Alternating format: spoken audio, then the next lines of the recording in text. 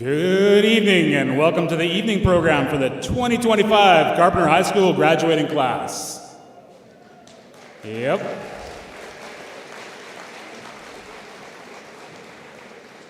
My name is Miles Nakbar and I'm honored to be the master of ceremonies for this evening.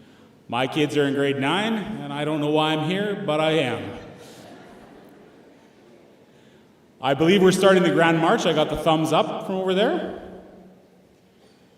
We have a great evening planned for you. It will begin with the Grand March right away.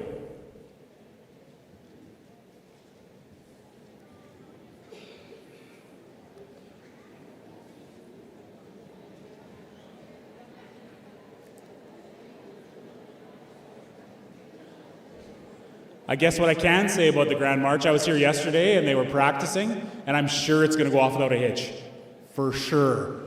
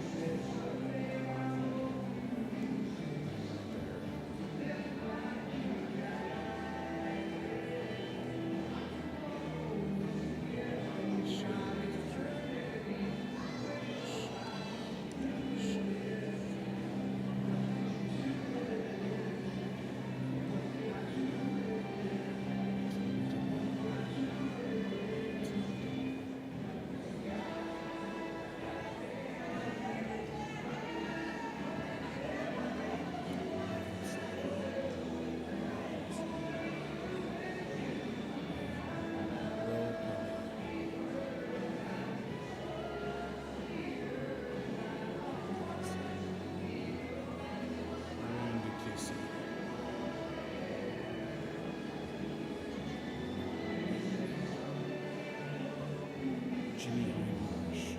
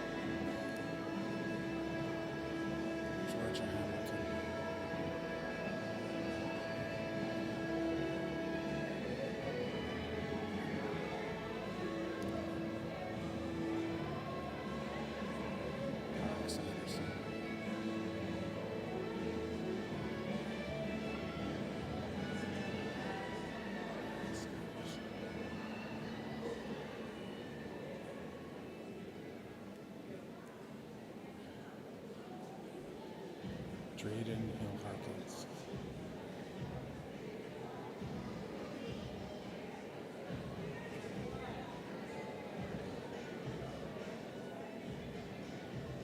Sean Molyneux.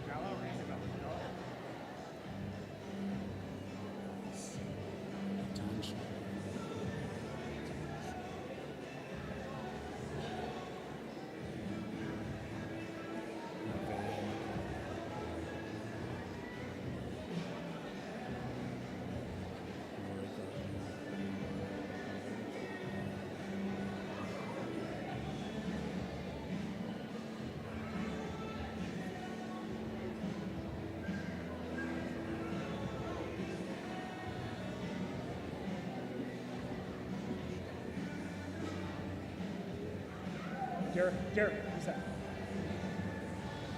Aiden, okay.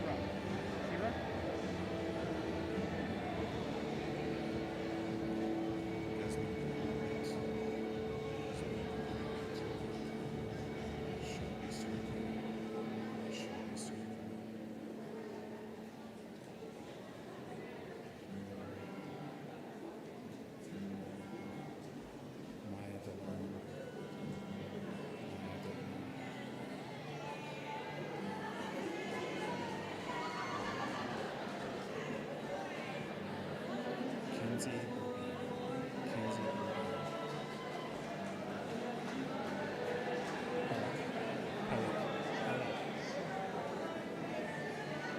Alec?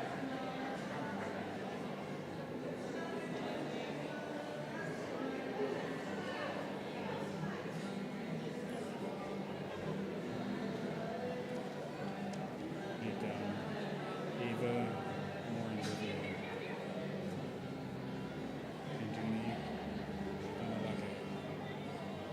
Induni Damalake.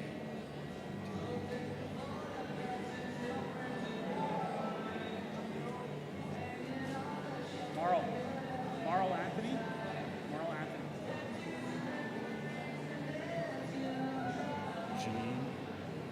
Janine.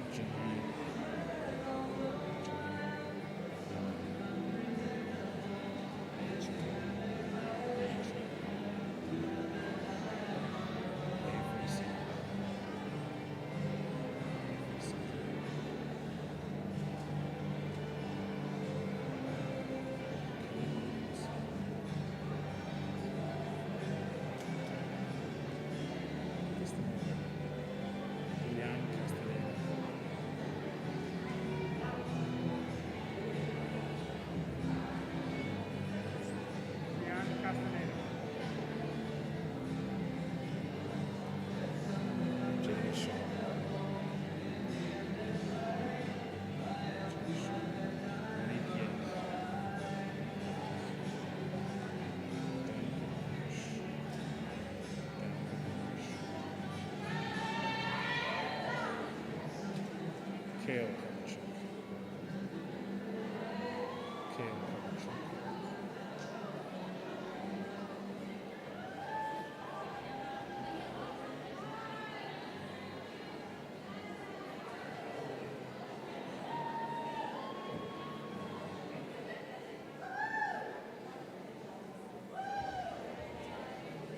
Jail.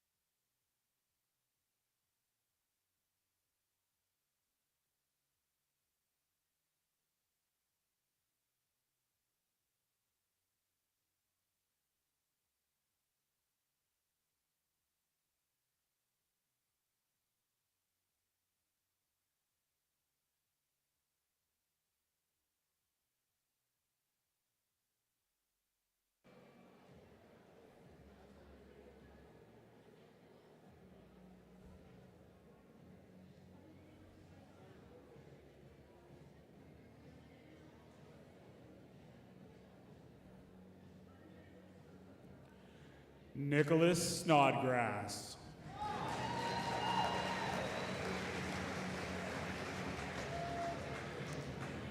Louis Dubray.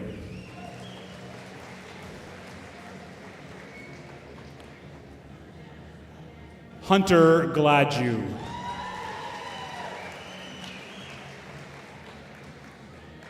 Brady Bacon.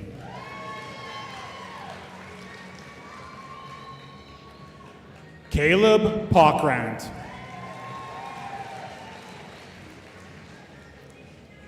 Tatum Martell.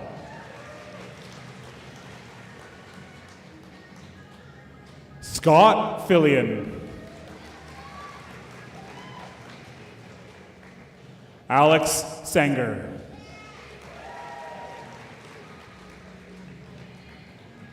Dion Boyko.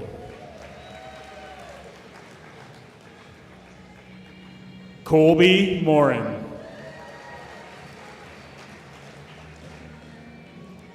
Maddox Hallman. Tyler Campbell.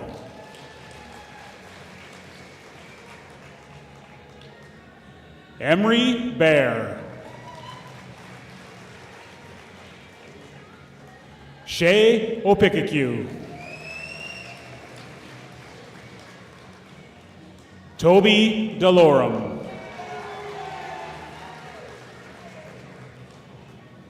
Logan Sadler. Will Pelly. Ruan Duplessis. Jimmy Hindmarsh. Wyatt Lenny.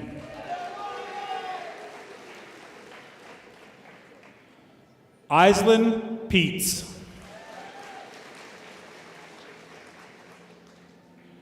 Kirsten Obashan.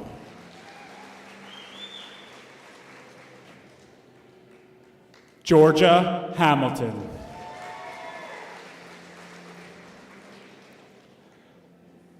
Pax Anderson.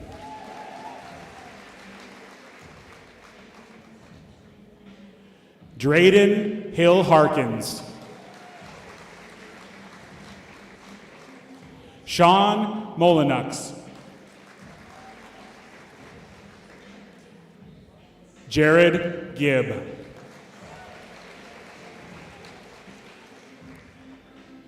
Chetwin Zacharias. Elwar Potatas. Tyler Bell.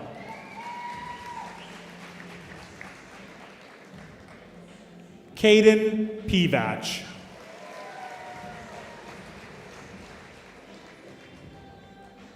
Reese Schneider.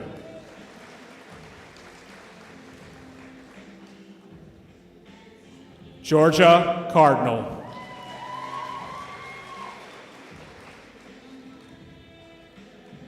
Bella Wapass.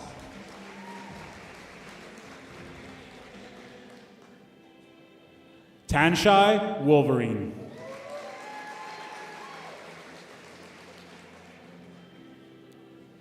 Nevea McCollum.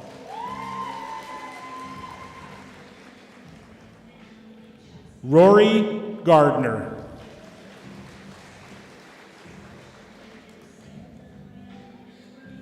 Aiden Norman.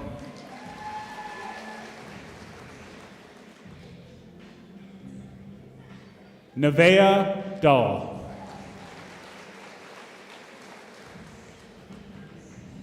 Shivali Toporowski Winchuruk.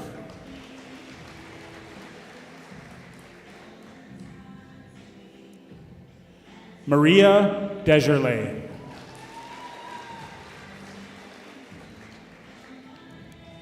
Johnard Labian.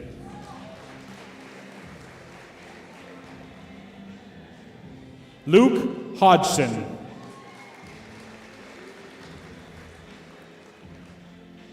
Quinn Soulsby.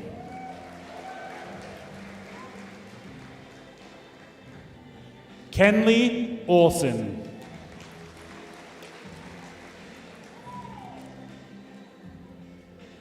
Kendra Hill.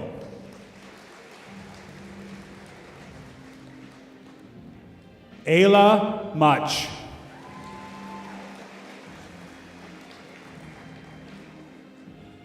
Kira Schmidt.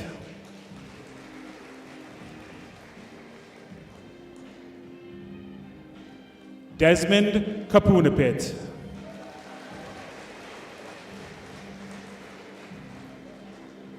Shelby Sergiu.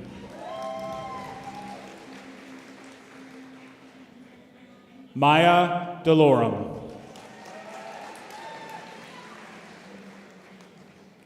Kenzie Bobian.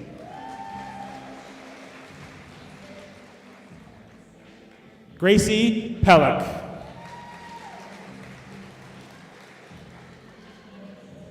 Nate Dallin.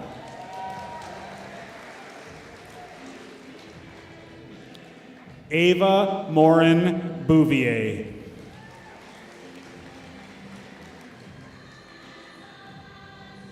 Induni Damalage.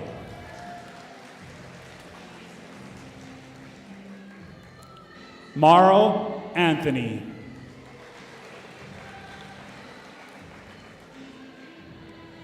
Janine Gabrino.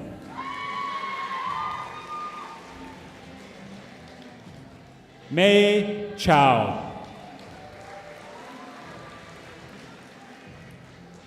Avery Sinclair.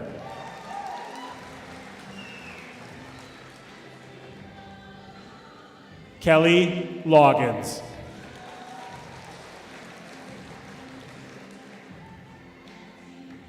Rian Castaneda.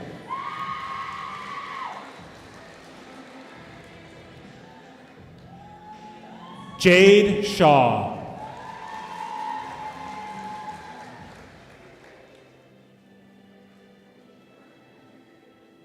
Monique Yake.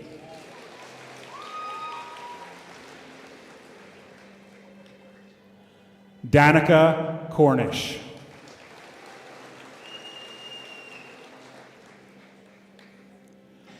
Kale Coverchuck.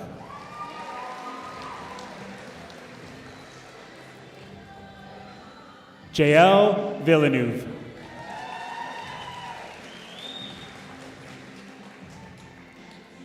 Pax Ness.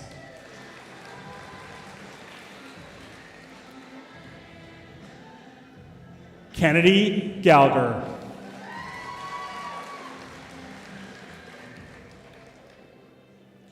Madison Watney.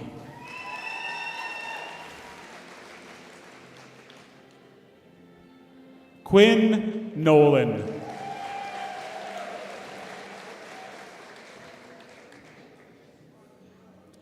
Casey Ogilvie.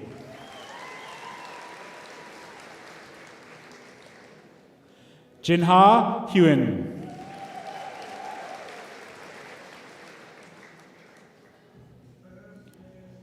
Callie Timmer.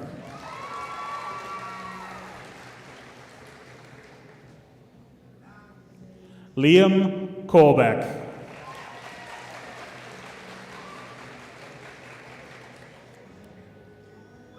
Jocelyn Kretchen.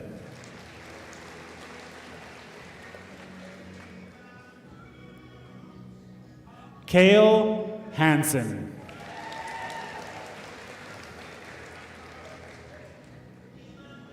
Danica Ross.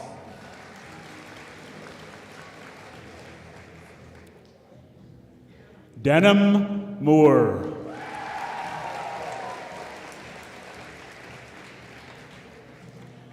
Shelby Yablonsky.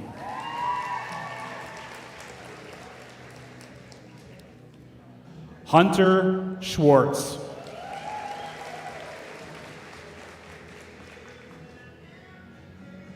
Chloe Ducharme.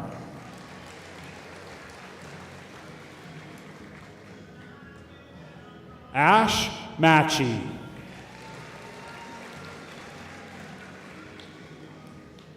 Riley Fillion.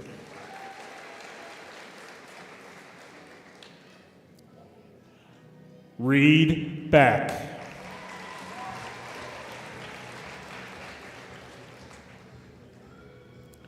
Riley Bowerman.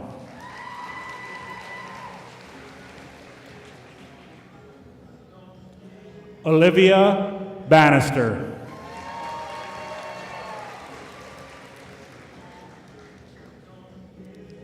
Evan Hebig.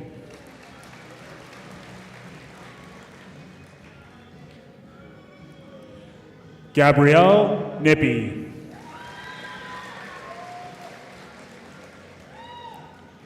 Sarah Kavanaugh.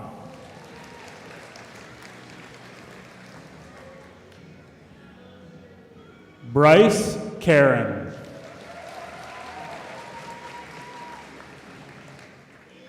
Tasia Sylvester. Can I get a round of applause for your 2025 Carpenter High School graduates?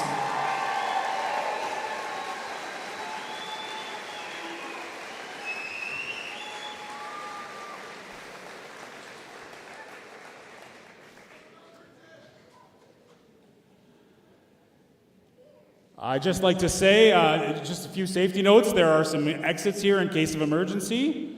Boys, let the girls go first. They're a little slower right now. And there are doors at the end where you came in. First, I'd like to acknowledge that we are on Treaty 6 territory, the traditional and ancestral territory of the Cree, Dene, Saulteaux, Dakota, Nakota, and the homeland of the Métis. As we are all treaty people, we affirm our commitment to sharing the land and recognizing the rights of all individuals. The parents have worked so hard to bring this evening together, and I would like to thank them on behalf of the graduates, because I know they won't. Because let's be honest, grads, you think this is more about them than it is about you. And really it might be. But think about what your parents are feeling right now, that sense of pride in your accomplishment, but also that ever so slight sense of loss, while you are all charging to that next step of your lives. So humor them, take pictures with them, hug them, because while this is the end of your high school journey, for them, it's the end of that time when you started down this road, from pre-K to kindergarten, to elementary and middle school, and to this day right now. So enjoy this time with them as much as possible.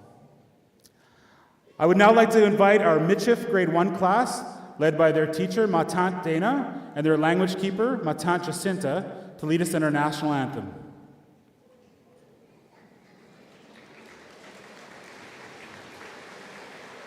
Please rise if you're able. Remove your headgear.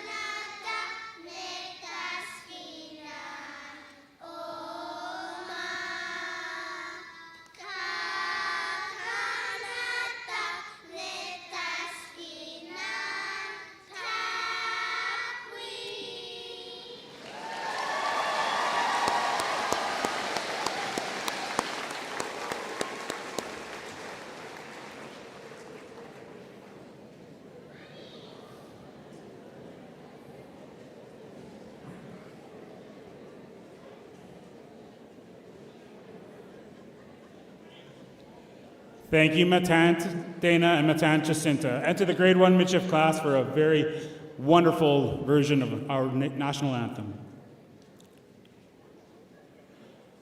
Our first guest speaker needs no introduction, mostly because they did not give me one. Please welcome MLTC MLTC Crete Vice Chief Richard DeRocher.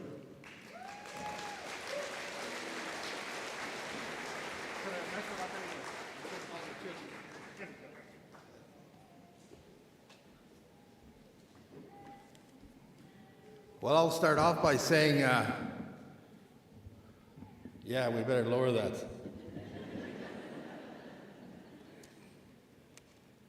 I'm very nervous here today. I've spoke at a lot of events. I've spoke to crowds bigger than this, but I've never spoken in front of my hometown, Meadow Lake, Saskatchewan, and I'm very proud of it.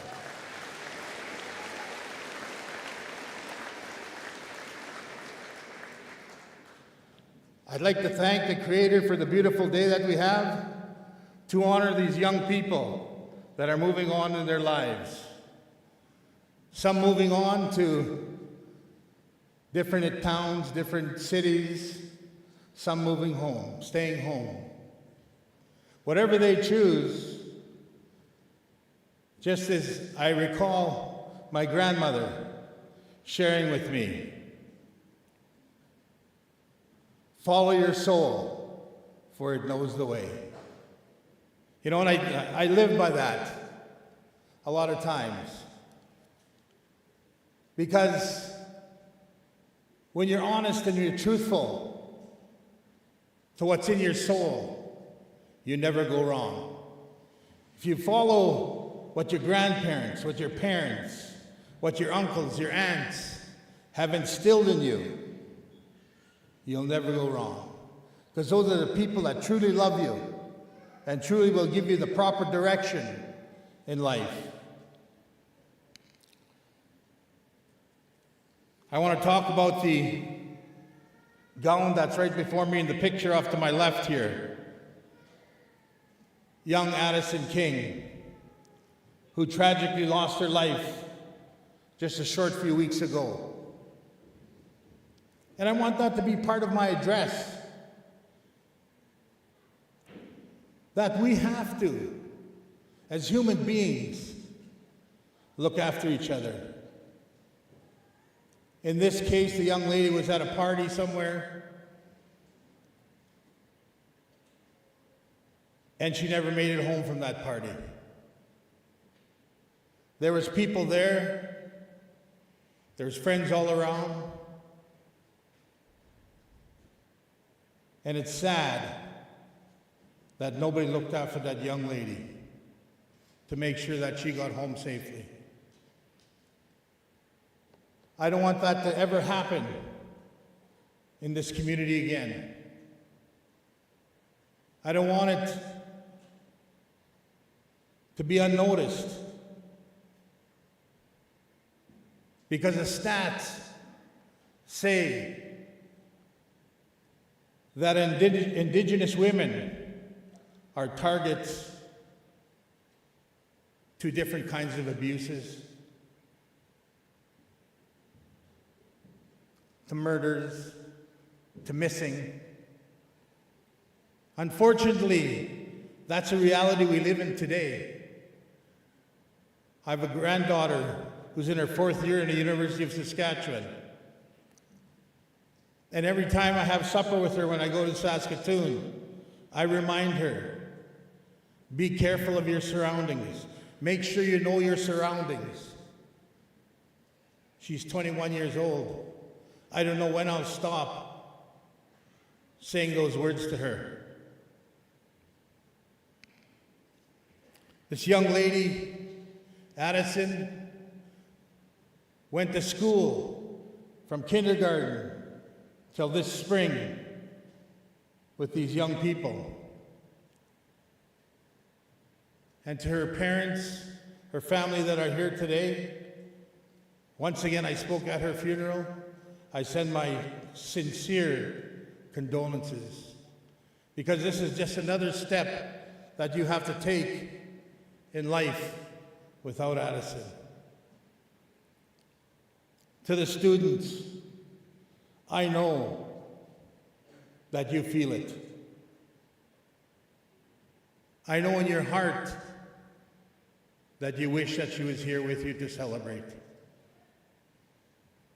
Sometimes we do not understand the work of the Creator.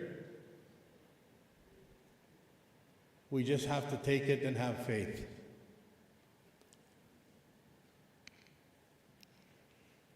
You know, I'd like to share some lessons that I've learned in my life. I remember hearing, when I was these young people's age, I remember hearing my grandparents, my older brothers, my father, my mother, my aunts, my uncles, my grandmother speak of these things. Unfortunately, we hear, but we don't listen till it's time to use those lessons. Simple lessons. These young people are going to be leaving their nests and moving on. And one lesson that I think is needed for these young people: know your worth. Know what you're worth. I'm going to share a story with you. I've been in politics since 1994. And one year, about 1998 or 99, I think, I lost an election. And I was hurt. I was devastated because I thought I was doing a great job. Unfortunately, in politics, it's people that decide. You don't decide. It's people that decide. And the people of Flying Dutch First Nation at that time decided that I wasn't to be in the leadership. And I was devastated. I stayed in my basement, watched TV, went upstairs, got a sandwich, but stayed in my basement for 3 weeks because I was so devastated. Hurt my ego, hurt my inner being. And one day, I woke up and I said, what the heck am I doing? What am I doing?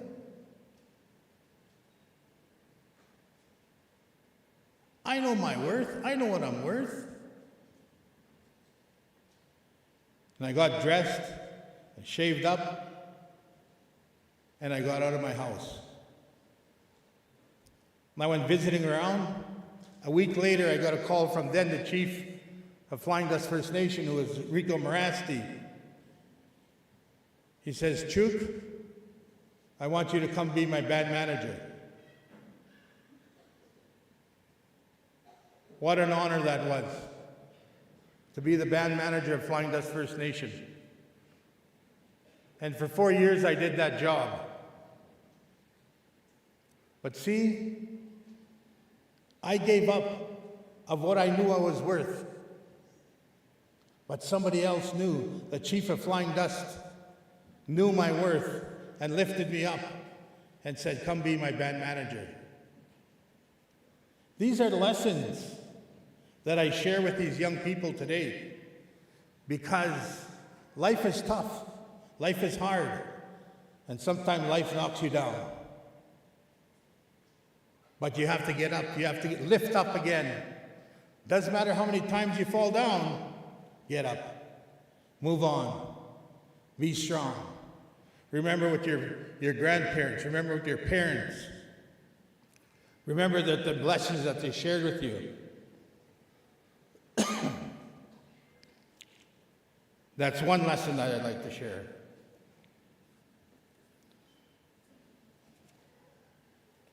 The other lessons I'd like to share: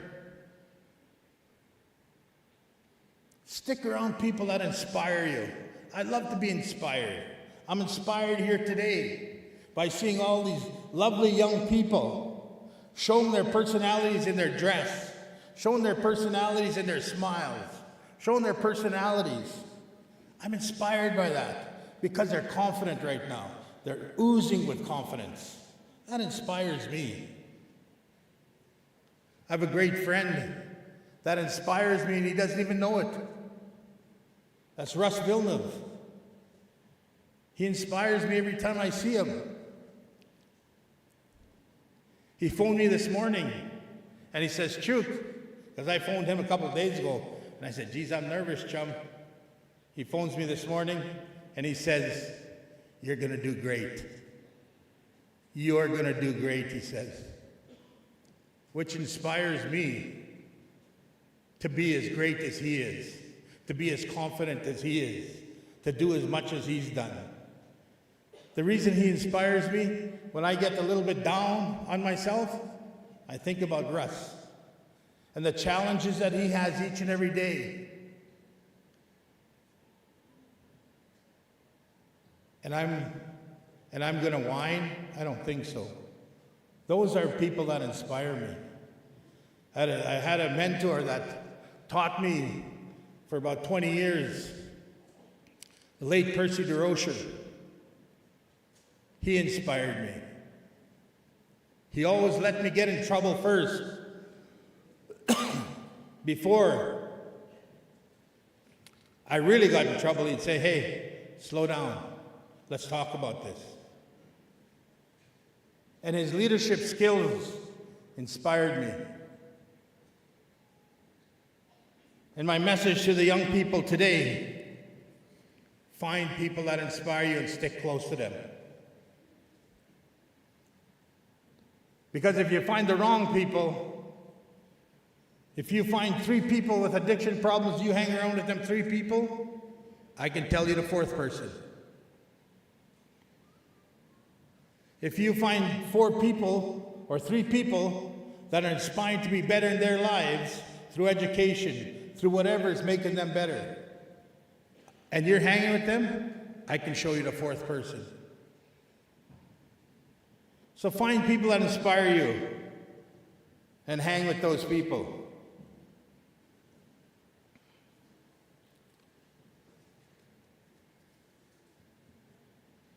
In this life, we have many challenges. People have many challenges. People in general. One thing that I like to practice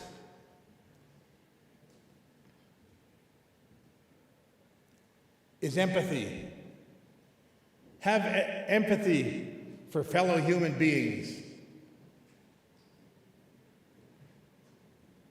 Be appreciative of where they are in their lives. Not everybody is doing well. Be mindful of that. Be compassionate with your heart. Because there are challenges in life. Many have challenges. On the exterior, they might be fine, but they're struggling with something. They may be struggling with something. So be compassionate, have empathy. And I want to tell you a little, I'm a storyteller, you know. I want to share, excuse me.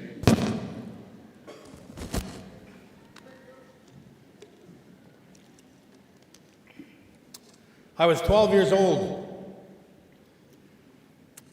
And my dad asked me, we were out hunting, and my dad asked me, what's the strongest muscle in your body? And I was 12 years old. I was a pretty smart guy, I thought. So I said, the biggest muscle in your body is your legs, your thighs. I said, my thighs are the strongest muscle in your body. He was quiet for a while. And I says, well, is it your thighs? He said, no. And I says, how can it be, Dad? Those are the strongest, them are the biggest muscles in your body. He says, no, son, it's your tongue. With your tongue, You can lift people up. With your tongue, the very same tongue, you can knock people down. You can hurt people. You can say rude things to people that turns them to on social media, that turns them into suicide.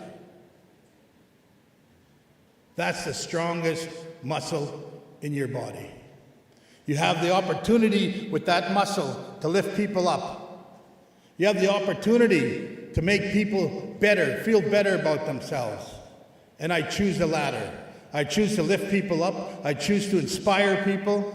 And I choose to help people. I go back to what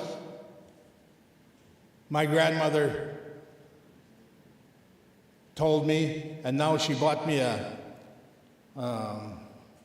picture, I guess, that says this, and it reminds me, it sits in my man cave downstairs, along with my Toronto Maple Leaf stuff.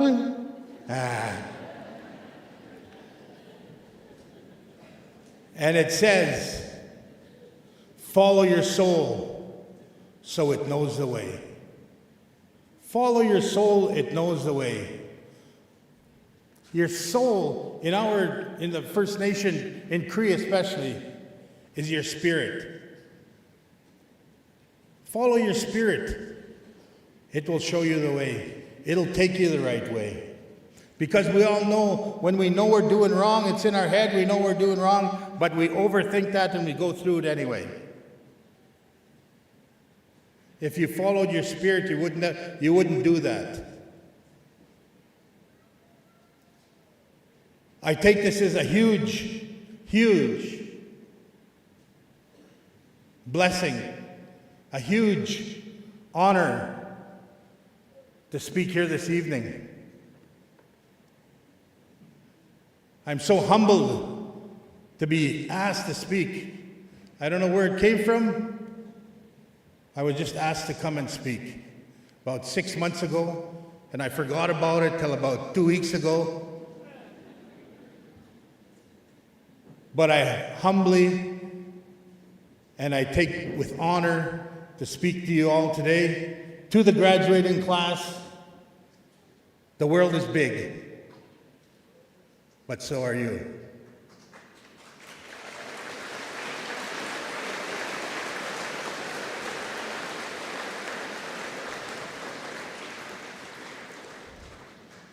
To the parents, to the grandparents, like I told you, I have a granddaughter in the 4th year of university. I've been here as a grandparent. I've been here as a parent. And you know who's the proudest today? Not you parents.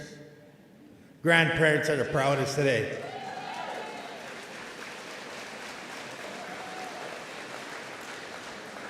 Because there's that special bond between a grandchild and grandparents. You'll get there, parents, you'll get there. I'm just telling you that. There's a special bond. With that, thank you all very much. Love you. Ahau.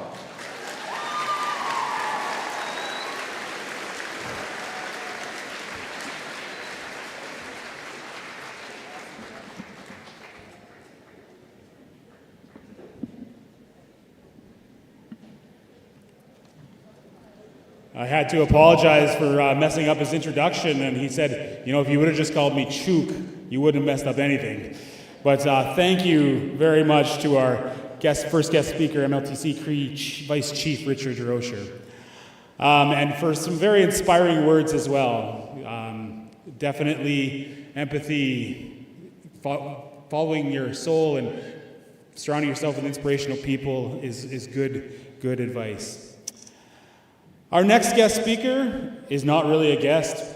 He's been with most of these students for the last year or two. Please welcome Carpenter High School's own Derek F. Toda. I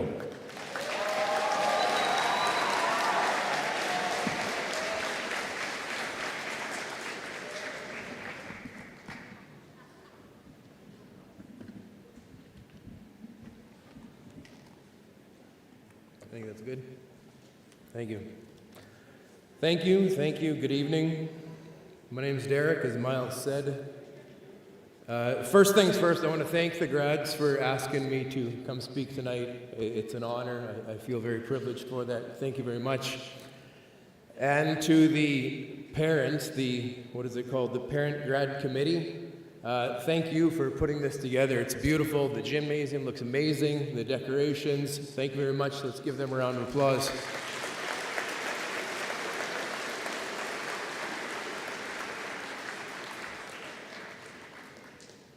I said Parent Grad Committee, but who are we kidding here? It was the mums, right?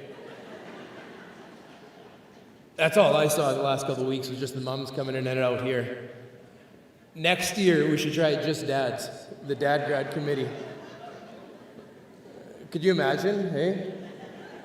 It's just duct tape and blue tarps going to be the decoration. But anyways, thank you for bringing me up here. Thank you for getting all ready and everything organized here.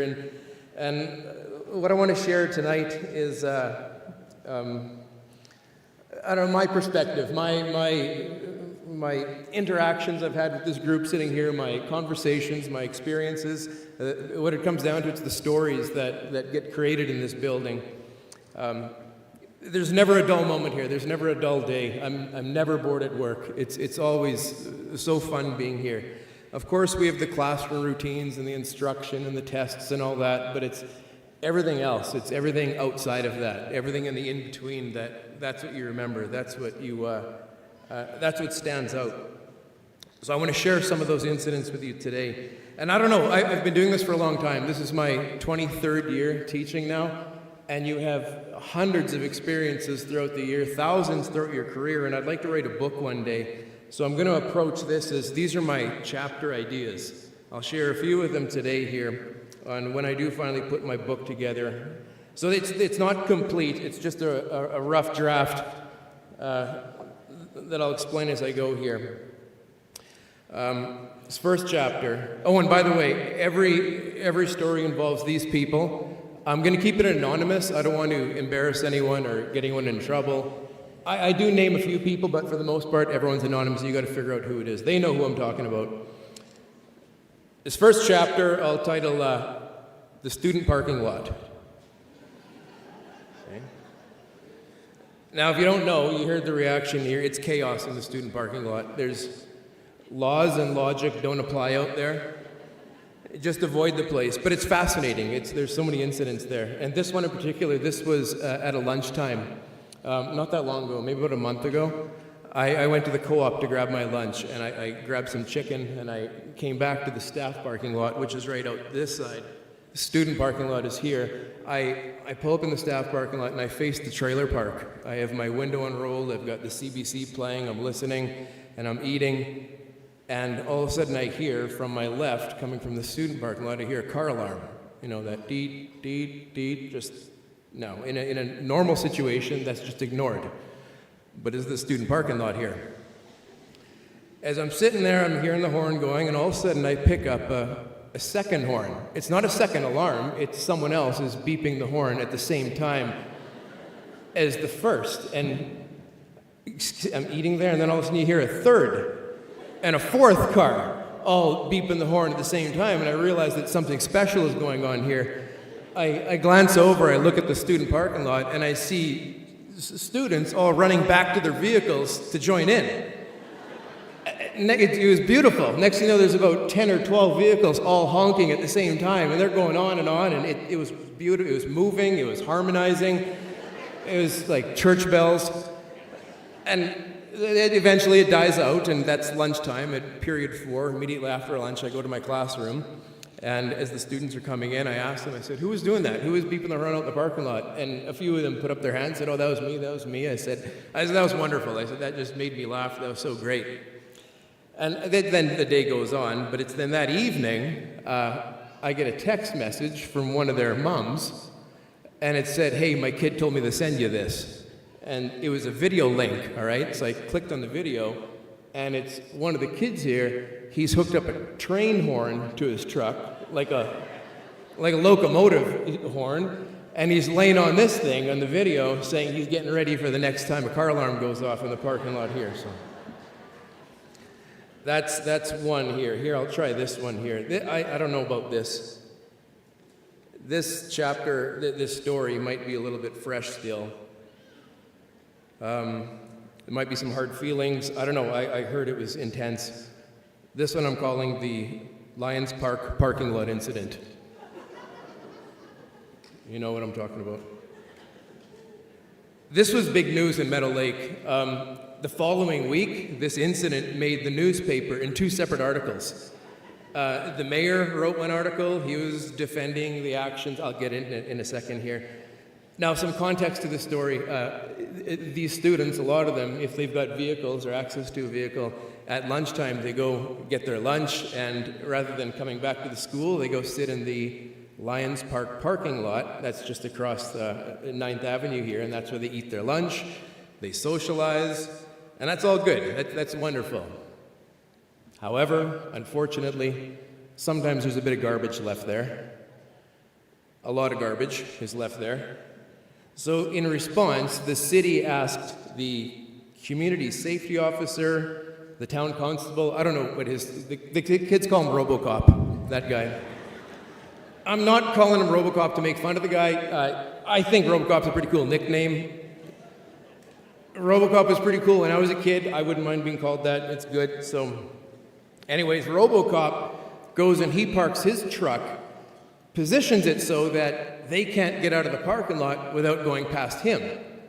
And in order to get past him, you've got to provide a breathalyzer sample. I didn't mention that occasionally, I'm told, some of the kids have gotten intoxicated in the parking lot at lunchtime, so they're trying to crack down on that. That's not good. So, long lineup, everyone's getting breathalyzers. I don't know about this. I'm eating lunch here at the school. I go up to my classroom in period 4, which is a very well-attended class. It's a big class. There's about 35 kids in there.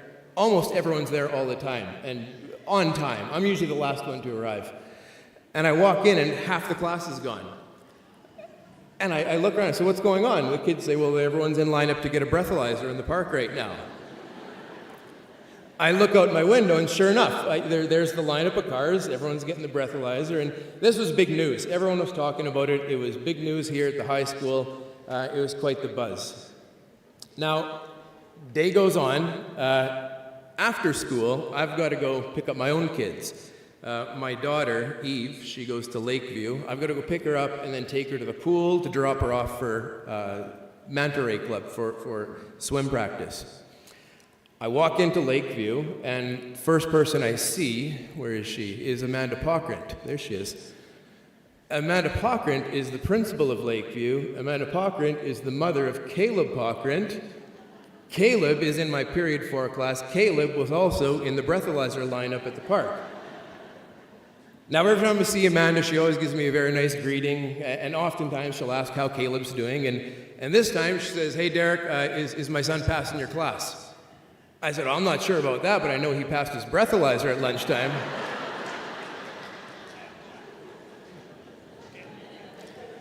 I was trying to be funny. I thought she knew. I thought she'd heard the news already. No, but by the look on her face, I immediately could tell this was the first she was hearing about this breathalyzer. So it's not the response you expect from your kid's teacher, and I could see she was getting fired up real quick, so I start calming her down. I was like, no, I said, my whole class got breathalyzed, it's no big deal. Everyone passed, it was good, I'm proud of them, it's good, so that was close. This one I'm going to call, this is a short one here, but it's just one of these experiences that I never experienced. I've never had this interaction before. It definitely wasn't having it in the first part of my career 20-some years ago. I call this chapter Classroom Reflections. This was the first.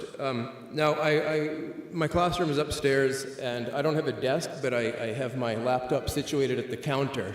And so as the students are entering, my back is to them. I'm at my laptop, usually doing attendance or getting the lecture ready, getting some news ready. And there's a student, she's up here, she always sits right behind me. And so when I'm done doing my work on the computer, I turn around and I start chatting with her. And we always have a nice little visit before class starts. And as I'm talking to her, we're quite close like this, all of a sudden I see her like flinch like that, like a big flinch. She dodges something. And I'm confused. I was worried. I thought it looked like someone threw something at her and she dodged to get out of the way. So I said, what's wrong? What happened there? And I could tell she's kind of collected herself. She's a little bit embarrassed and she's shaking her head. And I said, no, what happened? I think someone threw something at her. I said, are you okay? And she's like, yeah. She goes, someone's phone just reflected some sunlight and I saw the reflection in my eyes. So that doesn't make sense. What's bad at that? She goes, well, I thought it was the reflection from a scope from a sniper's rifle. I said, what the hell? What are you talking about? And she looks at me, she's like, Derek, I've been playing a lot of Fortnite lately.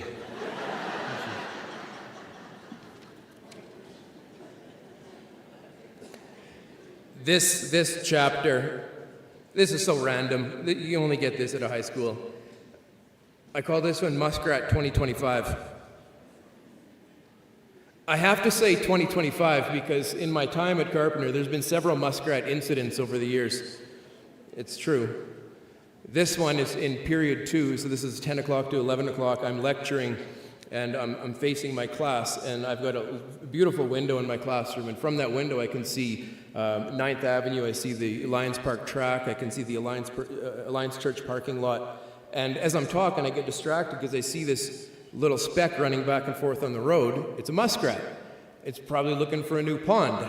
And so I tell my class, I said, look, there's a muskrat there on the road. So we're at the window watching this thing, and at the same time I see this truck heading towards, and this is going to be terrible. We're going to watch a muskrat get crushed right in front of us here. But thankfully we see the brake lights get hit on the truck and it slows down, so good, it's going to be fine. And the truck comes to a stop, the passenger door opens and somebody jumps out. And now we're confused, the whole class is like, what's this guy doing? And this guy's walking up to the muskrat, and as he's getting to the muskrat, you see the muskrat take like a defensive position. And don't mess with a muskrat, they can bite, they're mean little buggers. My dog tangled with one last year, it ripped her up, she bled like crazy. This guy's moving into this muskrat, it's jumping at him, he's lunging out of the way. Finally, he looks like he gets his hand on the thing, and then he jumps in the truck and drives away. And the class is watching, says, is this guy crazy? What kind of an idiot does this? And drives away, and that afternoon, as one of my classes is entering, one kid, he's walking in, he's up here, absolutely proud as a peacock, looks at me, Eftoda, I pet a muskrat this morning.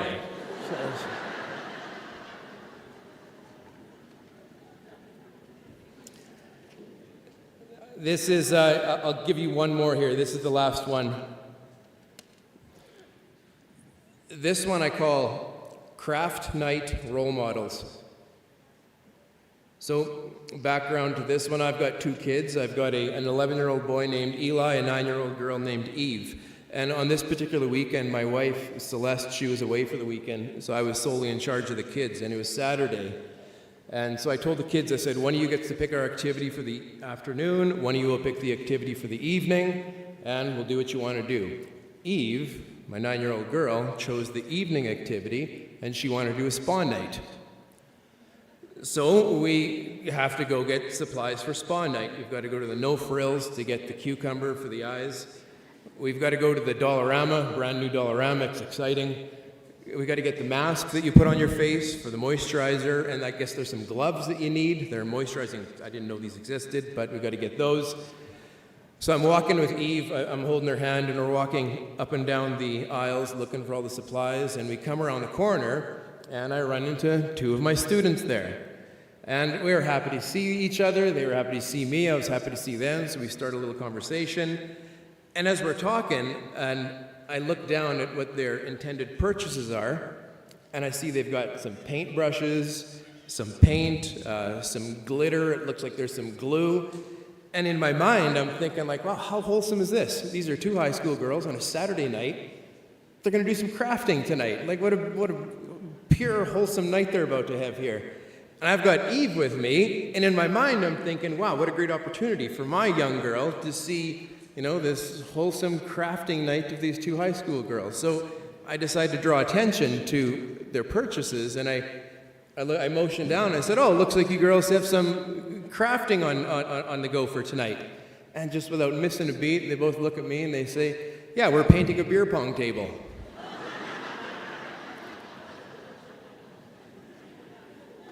Not what I expected, not what I was going for there, but so we walk away, me and Eve are walking, just 4 seconds later, of course, Eve is looking at me, Dad, what's beer pong? So then I didn't plan on explaining that soon, but here we are. Now, I hope when you all look back at your time here, I hope you've got good stories, you know, it's like the stories I have of you. I hope you look back at your experience at Carpenter, and I hope it was a good experience. I hope you had fun here. I've had so much fun getting to know you. I've had so much fun spending hours each day with you, talking with you, listening to you, arguing with you. It's been an honor. It's been an absolute honor to get to know you. And I want to thank you again for asking me to share this night with you. It absolutely means the world to me. And tonight and any night, take care of each other, please. Make sure everyone gets home good. Make sure everyone's having a good time. And I wish you all a good night. I wish you good luck and good life. Thank you.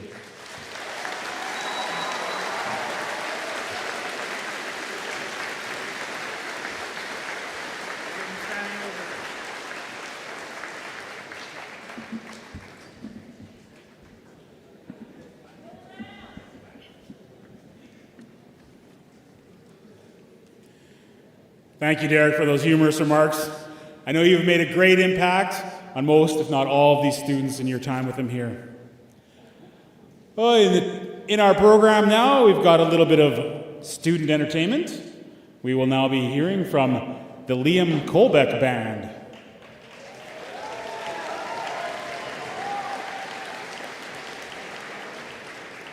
They will be playing 2 songs for us, so enjoy.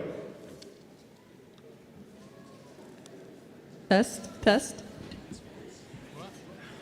Hello.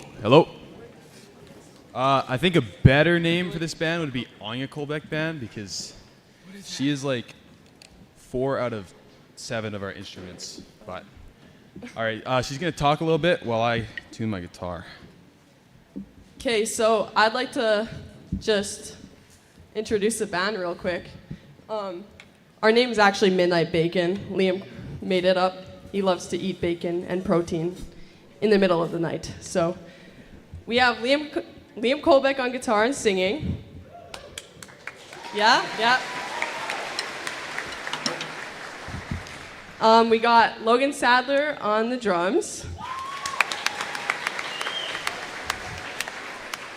And all the way from Nakum-Sask, we got Lil Andy on the bass.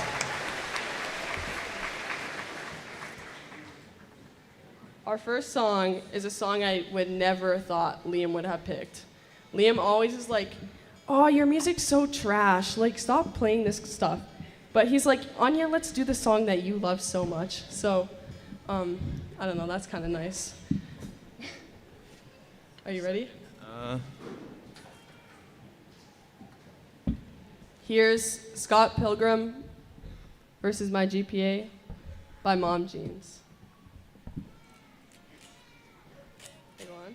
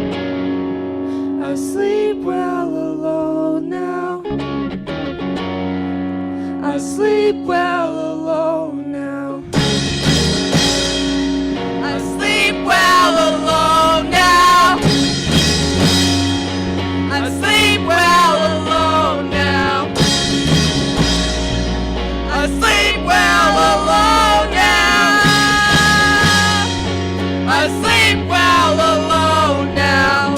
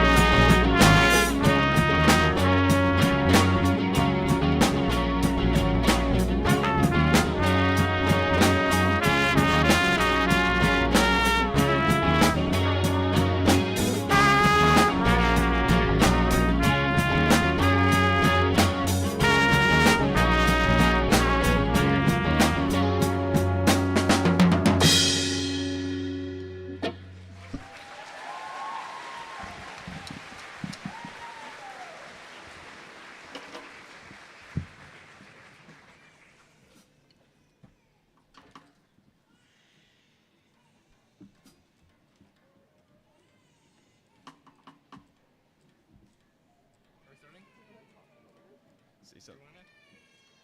Our next, while Liam's tuning again, our next song is, I don't know, a little older, I guess. Not really.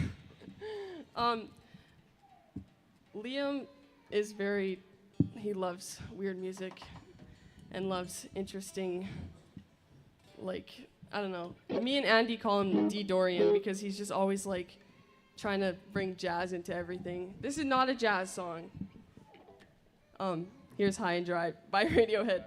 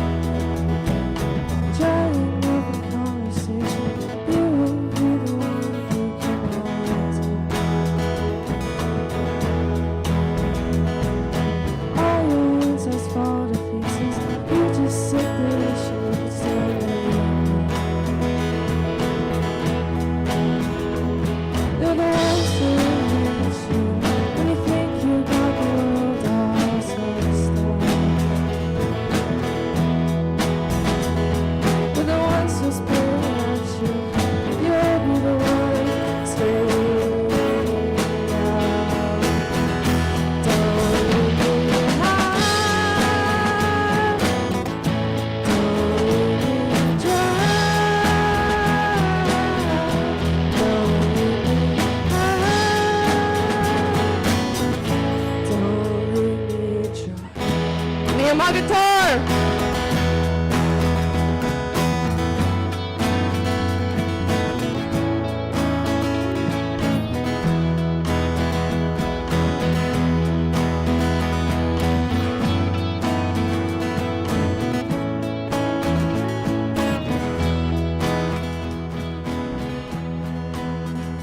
Oh, it's the best thing that you ever had, best thing that you ever had.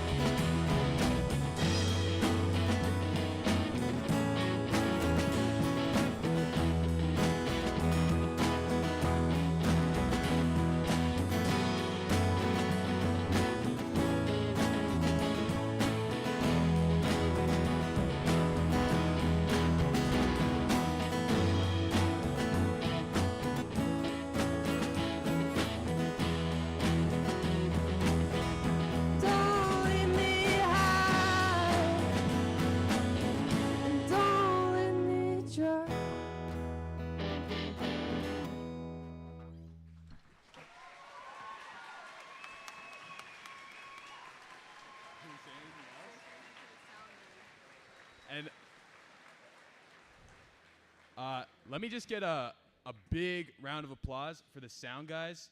They're here with us every year. Oh my goodness, they're so fun to work with. I love them. Just big round of applause.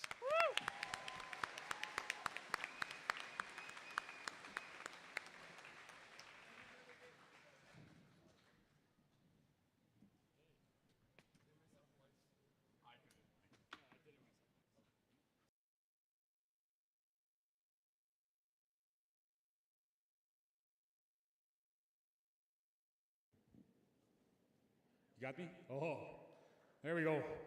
Well, I think Midnight Bacon is a great name, and I'd like to thank, I'm not sure Miss Colbeck's name, but that last song was right in my wheelhouse, and I know I'm old, because she said it's an old song, so I must be old as well. Thank you for that.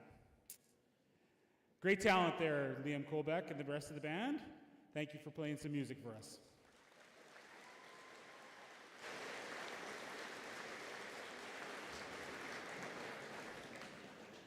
Our evening continues, and it will continue to be led by our graduates.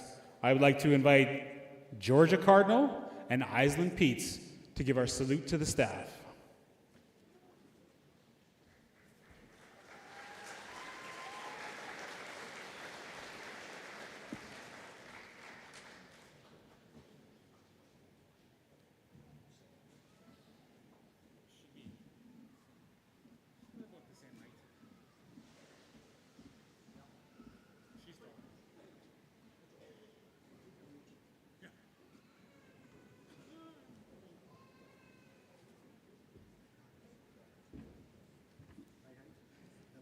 Maybe.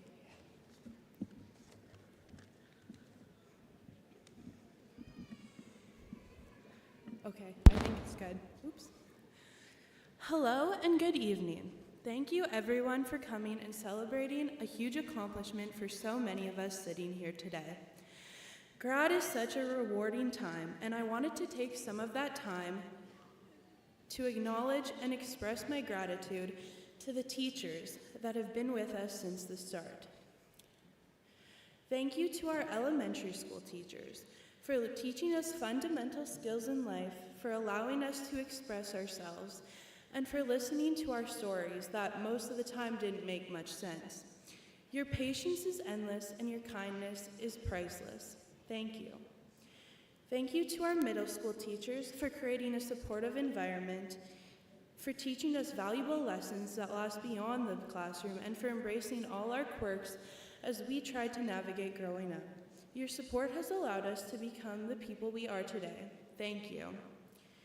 Thank you to the EAs who we've had throughout our lives. Your patience, compassion, and determination has changed many lives and impacted even more.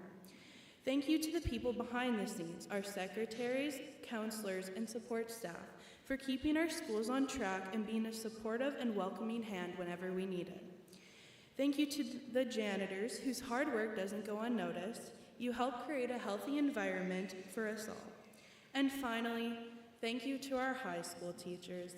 You have shown us unconditional support through extended deadlines, listening ears, and much-needed reality checks. You don't just teach math or English, you teach us how to embrace who we are. Every one of us sitting up here today has been impacted by your compassion and generosity. Thank you. Teachers, you are the reason so many of us are proudly continuing to do what we love, and a big reason we can all sit here today. You have been an important part of our lives for many years and will continue to be after we leave.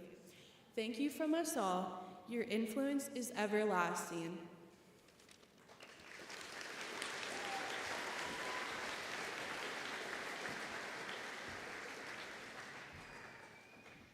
Hello, I'm Georgia Cardinal. I'll actually be thanking the coaches. Okay. As we gather here tonight, it's easy to get caught up in the excitement of fancy dresses, expensive tuxes, and the incredible memories we've made throughout the years. But as we approach the end of this chapter, there's one group of people who deserve our deepest thanks and appreciation, our coaches. To our high school coaches, thank you. You've been with us through so much more than just practices and games. You've been with us through early mornings, late nights, long bus rides, where we found ourselves screaming pitch perfect. You've been there through losses, and hard-earned wins. You pushed us to go further, dig deeper, and believe in ourselves, especially when we weren't sure we could. But your impact goes beyond the scoreboard. You taught us how to work, how to show up, even when it's cold, even when we're tired, even when things weren't going our way.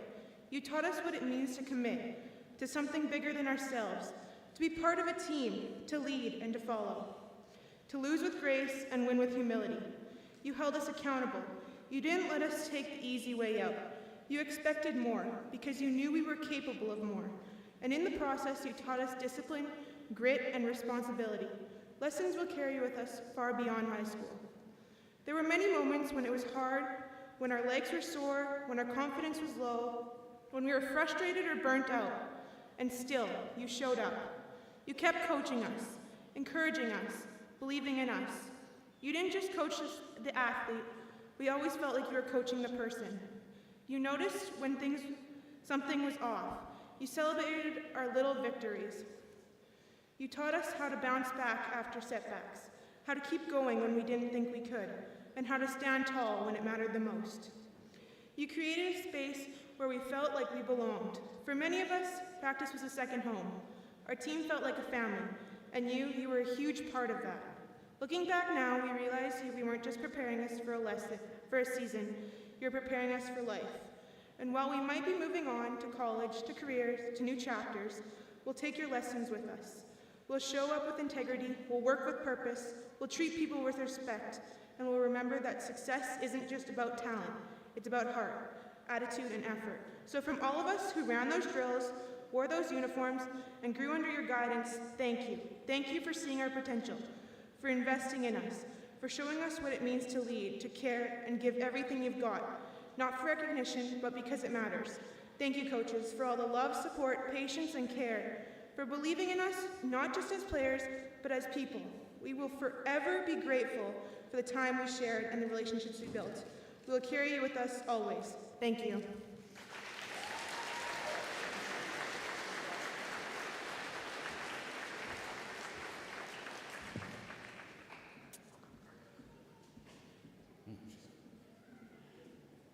Thank you, Aislinn and Georgia.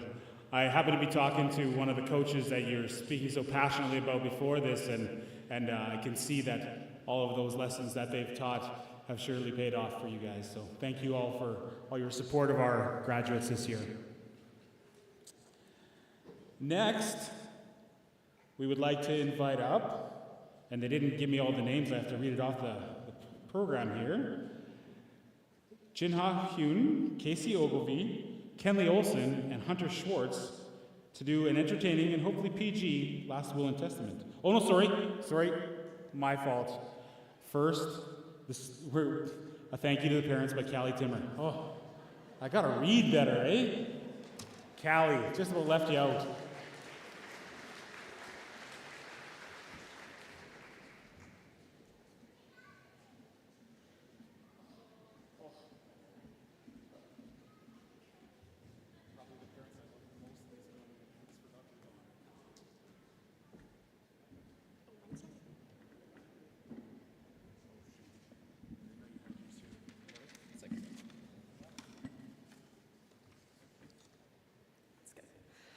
Good evening, everyone.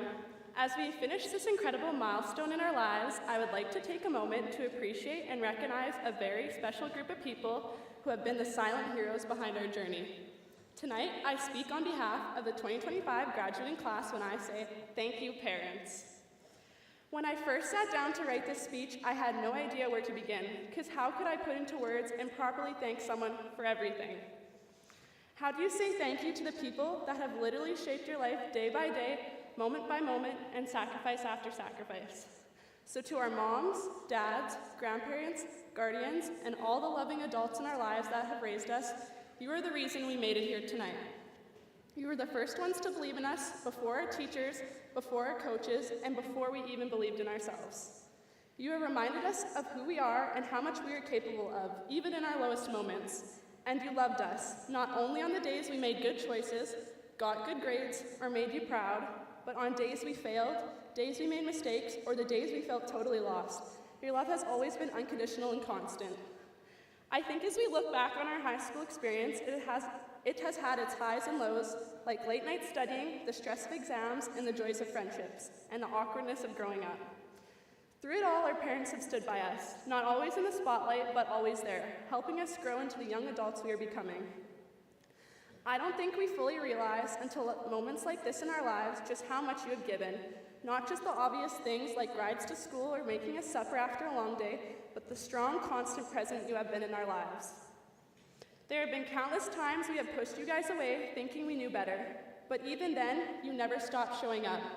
We joked, we rolled our eyes, we gave one-word answers, but we also see you. We feel your love, and despite all the sass we've given in our lives, we are deeply and truly grateful. You've given us more than just a place to live. You've given us a home, a feeling we carry with us wherever we go. And the truth is, even as we grow and move forward, as we pack up for university or step into new adventures, we'll never stop needing you. We will still call when we don't know what to do. We will still ask for advice when life gets hard, and this time, actually listen to it. We will still need your hugs, your words, and your comforting presence, because no matter how old we get, we will always be your kids. So tonight, as we start a new chapter in our lives, just know every success we have, every new step we take, every moment we succeed, it's because of the never-ending love you poured into us. We love you guys more than words can ever fully express. We thank you more than we will ever be able to repay, and we hope we make you proud, not just tonight, but for the rest of our lives. We are headed into a world of unknowns, but one thing I know for sure is we didn't get here alone, so I'm going to say it one last time. Thank you, parents.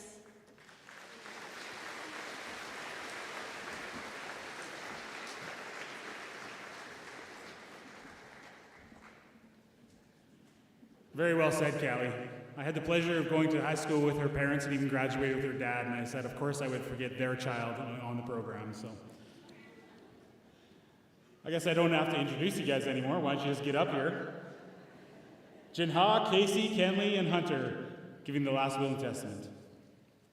You'll have to come.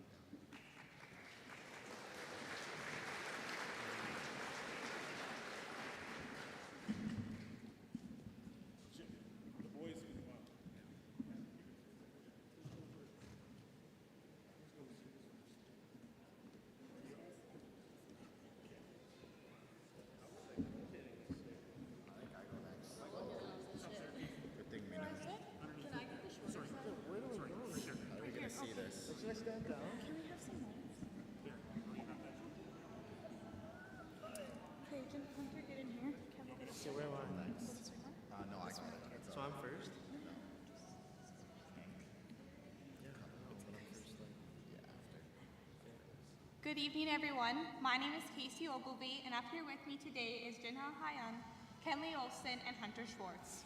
And we will be reading the graduating class of 2025's last will and testament. Pax Anderson. Pax leaves with the best mustache.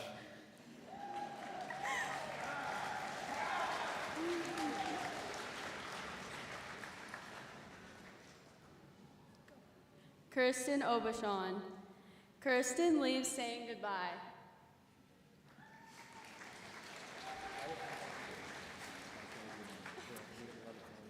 Brady Bacon.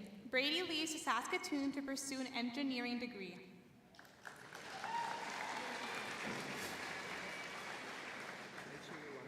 Olivia Bannister.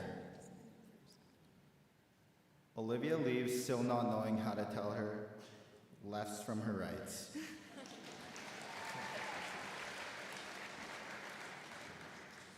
Emery Bear.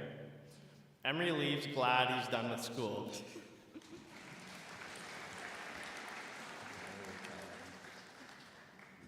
Kenzie Bobian. Kenzie leaves looking back at how thankful for every lesson and memory made. Success isn't just about reaching goals, but about the strength to keep going. To those following, embracing challenges, value friendships, and chase your dreams. The future is yours. Make it amazing.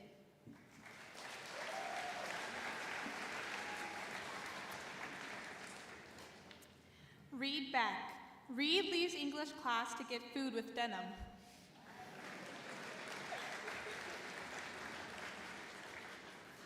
Tyler Bell. Tyler leaves as broke as he came in.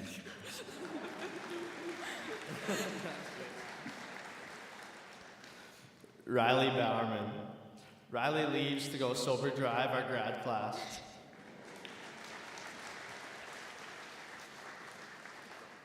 Dion Boyko. Dion leaves Carpenter High School without ever using the school bathrooms.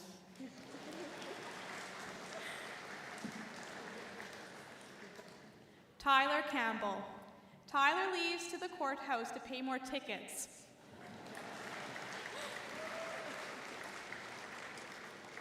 Georgia Cardinal. Georgia leaves knowing every lyric to Pitch Perfect.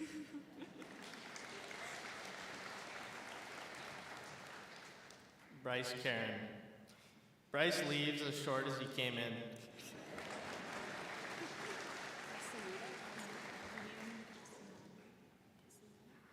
Rian Castaneda.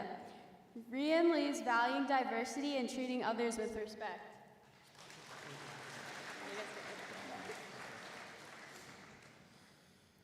Sarah Kavanaugh. Sarah leaves to further continue her studies, hoping it's better than high school.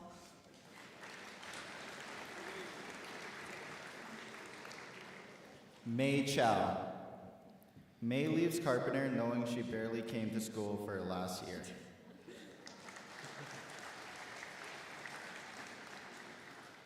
Jocelyn Cretchen. Jocelyn leaves with all her assignments handed in late.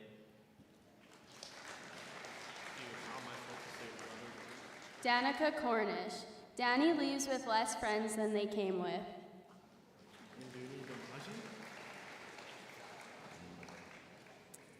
Kale Coverchuck. Kale leaves her younger brother Wyatt the now easily paved road after all the wrong turns, crashes, and detours she took first.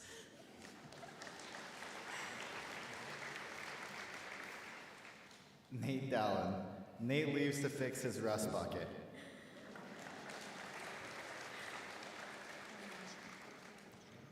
Induni Diamage. Induni leaves a story of courage and a lot of memories made in a second language but felt with a full heart.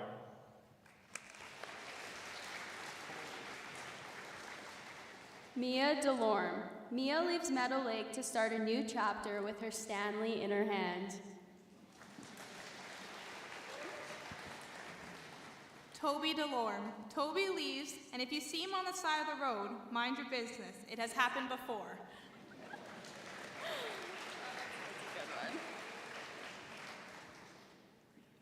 Maria Desjardins. Maria leaves the grad room for good.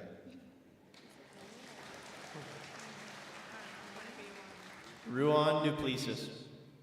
Ruan leaves to lowball people on Facebook Marketplace like Jimmy.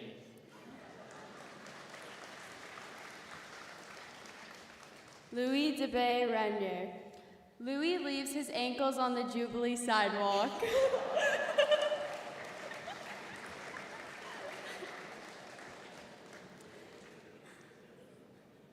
Chloe Descharme. Chloe leaves to convince Georgia to skip third period.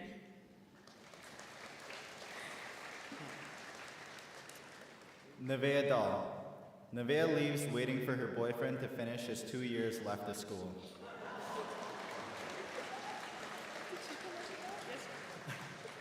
Riley Fillion. Riley leaves to make memories somewhere new, enjoying the small moments in life to the fullest.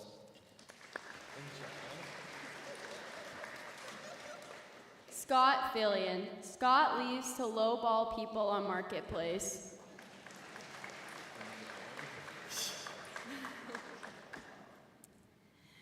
Janine Gabriano. 9 leaves behind the first friendship she built in Canada, the ones that helped her feel at home in a new place. She leaves with the lessons learned from this school, to be brave in unfamiliar situations and to grow even when everything feels different.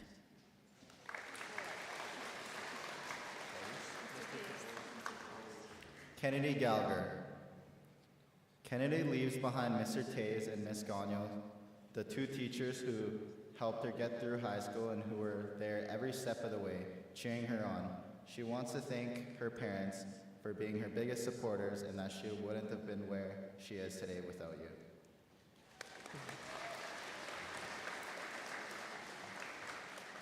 Rory Gardner. Rory leaves Carpenter with the most absences.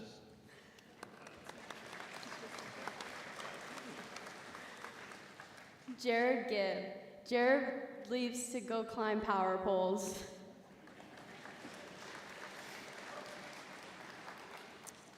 Hunter Gladue. Hunter already left in January, semestering out.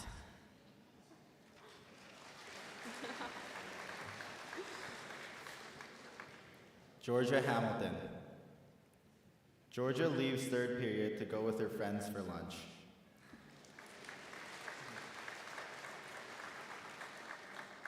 Cale Hanson. Cale leaves before he's even there.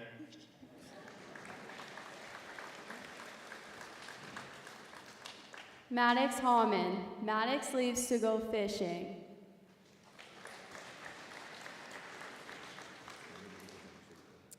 Evan Hebig. Evan leaves smiling because it is finally over.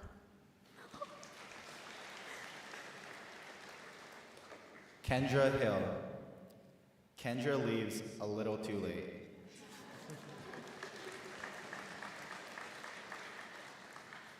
Drayden Hill Harkins.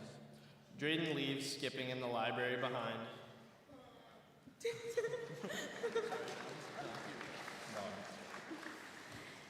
Jimmy Highmarsh. Jimmy leaves to get lowballed on Facebook Marketplace.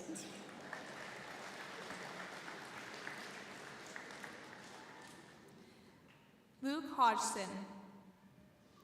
Luke leaves, so stop asking him any questions.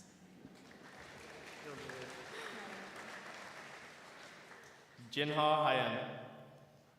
Jinha leaves being just short of print. Holy Christ. Sorry guys, sorry. Let me restart that whole thing. Jinha leaves being just short of a provincial banner.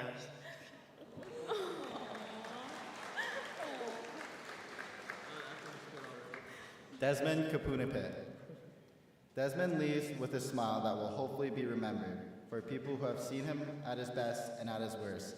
But Desmond leaves you with a quote by Bruce Lee. Know what you want, don't worry about the reward.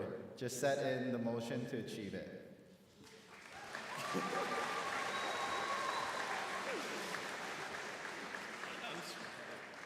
Liam Colbeck. Liam leaves to become a wage slave.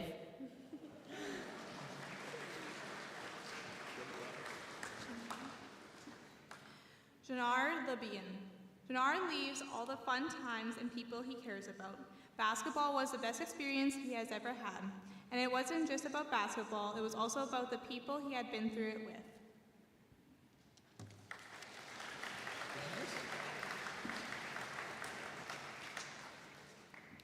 Wyatt Lenny. Wyatt leaves to help Toby when his truck breaks down on the side of the road.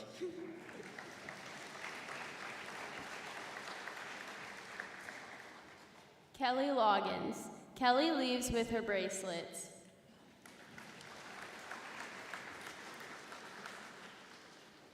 Tatum Martell.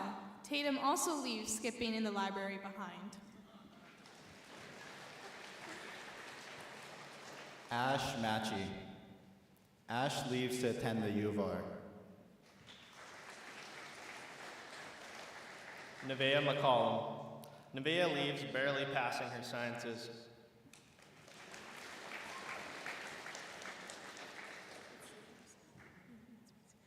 Alex Mitzing-Singer. Alex leaves behind the knowledge of how to complete a whole semester of work in 3 days.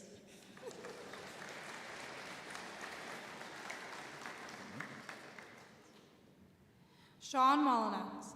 Sean leaves this place to take on new challenges, leaving the same door he once entered, only now as a different person. He leaves with gratitude for the years spent together and with excitement for what is next to come.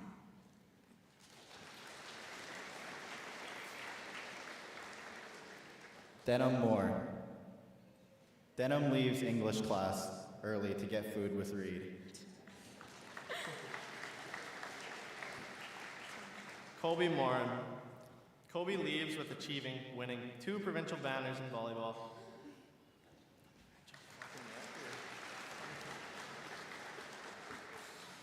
Ava Morin Bouvier. Ava leaves never skipping class.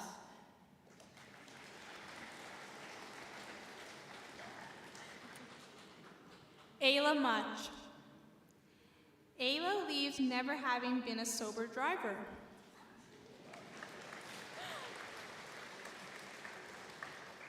Pax Ness. Pax leaves saying, "Love y'all, deuces."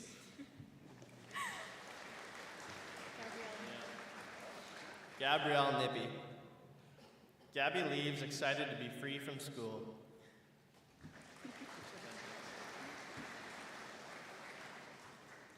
Quinn Nolan. Quinn leaves to go host another party yet again.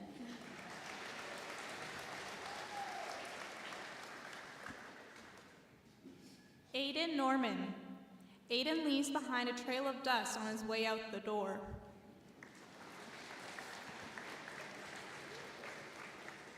Casey Ogilvy. Casey leaves to go feed the seagulls at the museum parking lot.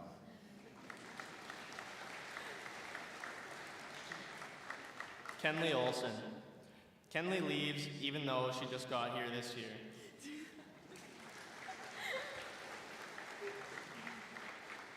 Shay Opipicu. Shay leaves making good friends and memories.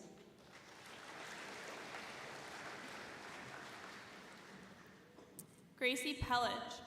Gracie leaves how she leaves English.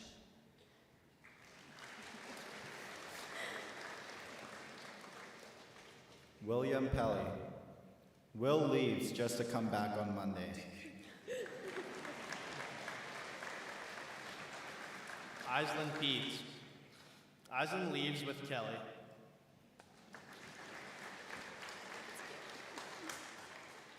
Caden Pivach. Caden leaves still a firm believer that a belt buckle is more valuable than any diploma.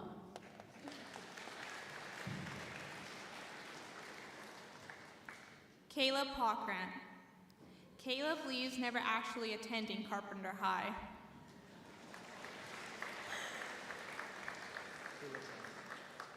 Elwar Pudatas. Elwar leaves behind a legacy of vision and achievement on this day.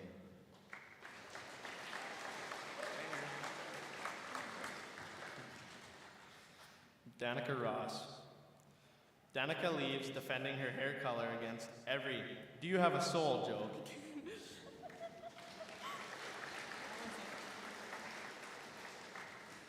Logan Sadler. Logan leaves knowing McDonald's won't stress him out.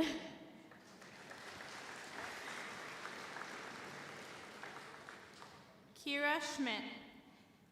Kira leaves laughter and one too many late night cramming sessions.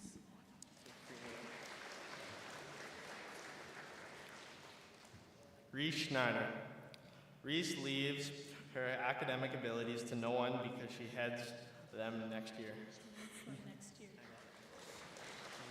Jesus, I didn't say Hunter Shorts. Hunter leaves still sleeping in.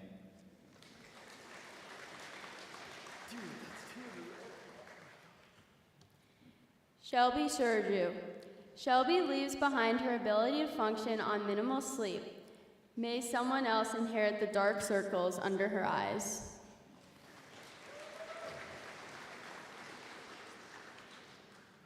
Jada Shaw.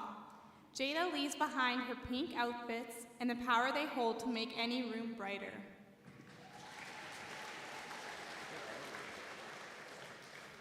Avery Sinclair. Avery leaves to pursue more education and fulfill lifelong dreams. What is that? Nicholas Snodgrass. Nick leaves to pursue engineering at the U of S.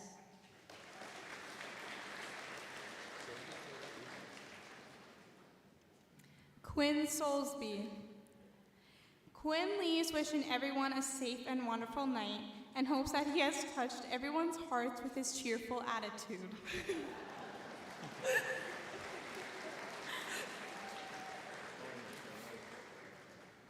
Tasia Sylvester. Tasia leaves replaced by her little brother.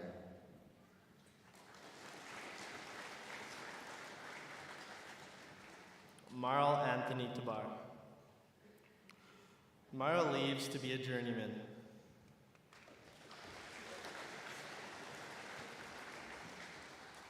Callie Timmer. Callie leaves Carpenter as the only Timmer sibling with a provincial banner.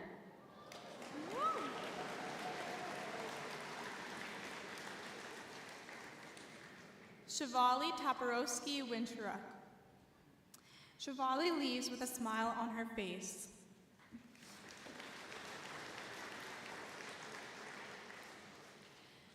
JL Villeneuve. JL leaves to go find the One Piece.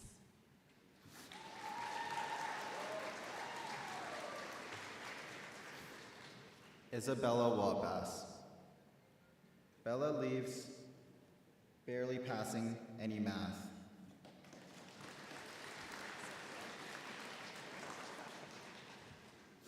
Harmony Wichikin. Harmony leaves with excitement for the future.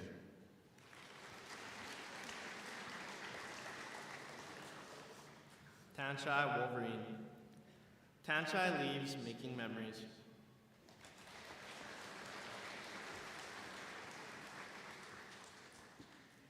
Madison Watney. Madison leaves excited because she never has to attend this school again.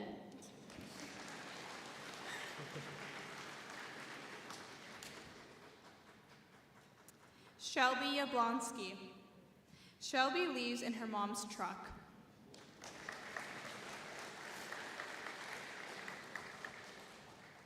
Monique Ye. Monique leaves with a smile, positive attitude, and good luck wishes for her closest friends and her brother in grade 9.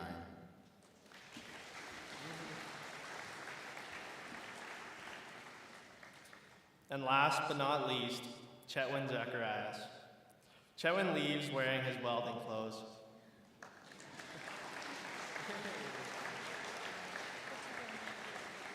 Do you not say thank you? No? Thank you. Okay, I better not talk to the mic anymore. Yeah, Jesus Christ.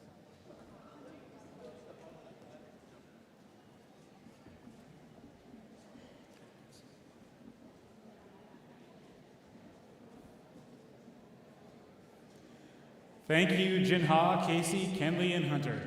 Very entertaining.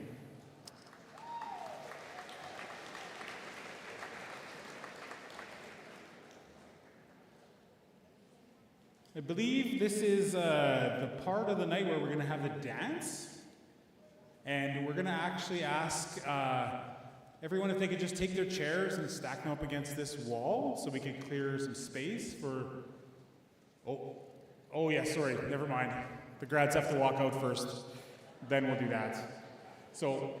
But I'd like to also thank the Parent Grad Committee, all the grade 11 parents, Carpenter High School for hosting us, Metal Lake Home Hardware, the Legion, the SGI Wingmen, the CHS Boys Volleyball Team, and Olivia Bannister for all the work they did in making this event happen. Thank you, everyone, for making this a great special day for our graduates.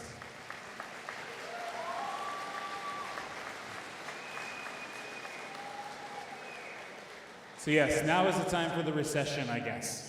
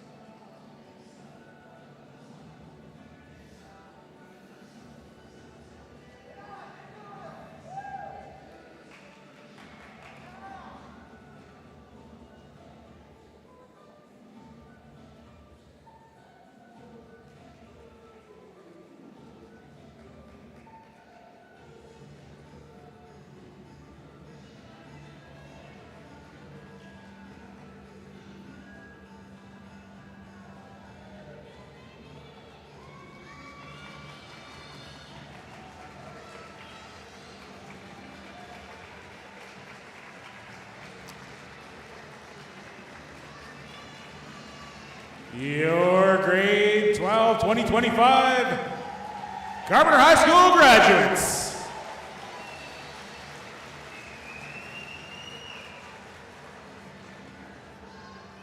Now let's stack some chairs.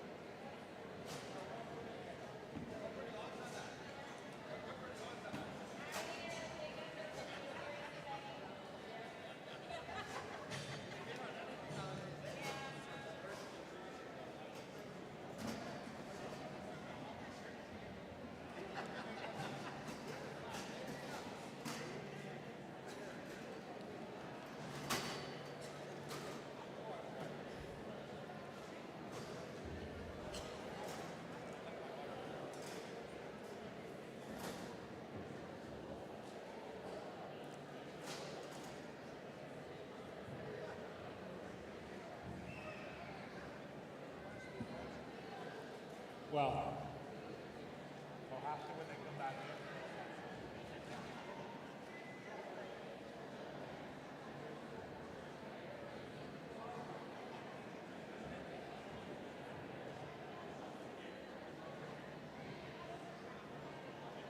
Lisa!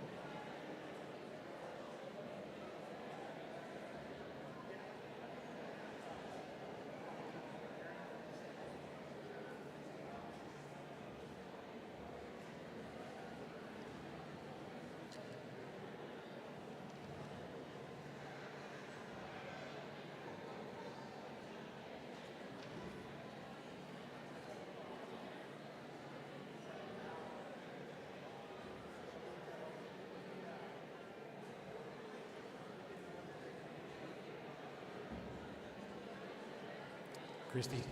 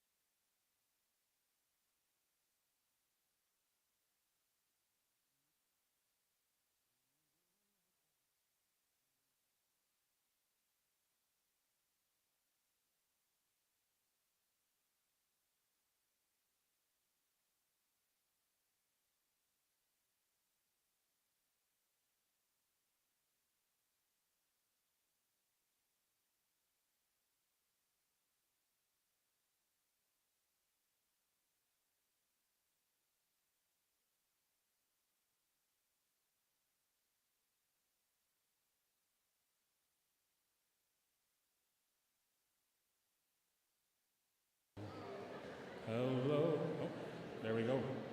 We will be starting the dance in about 2 or 3 minutes, so the graduates are going to be making their way back in. Our first dance will be with a grad and a parent of their choice.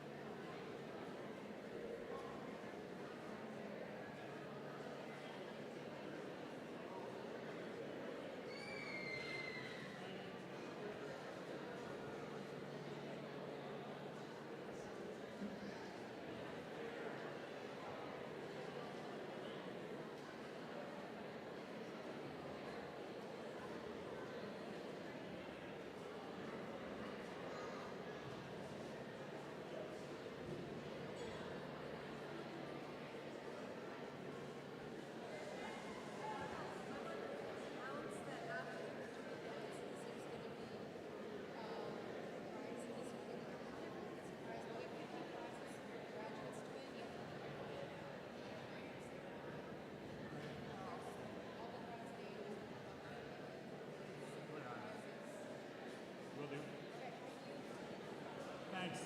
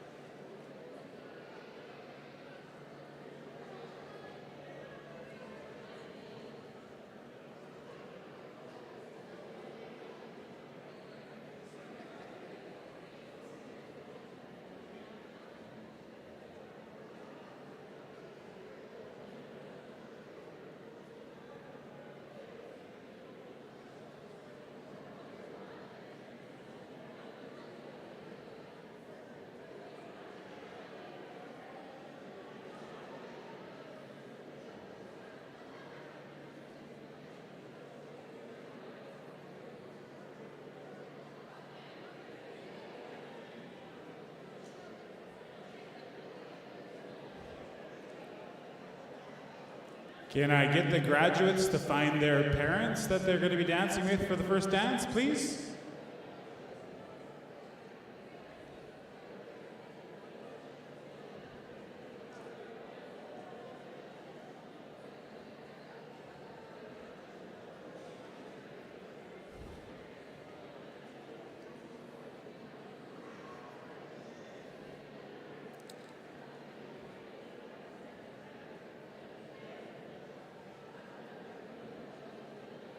Just before we start, I'll let all the graduates know that there are 50 prizes, and each graduate's name is entered into a draw for after this is over. And you have to be here to win, so stick around. You could win a prize after the dances.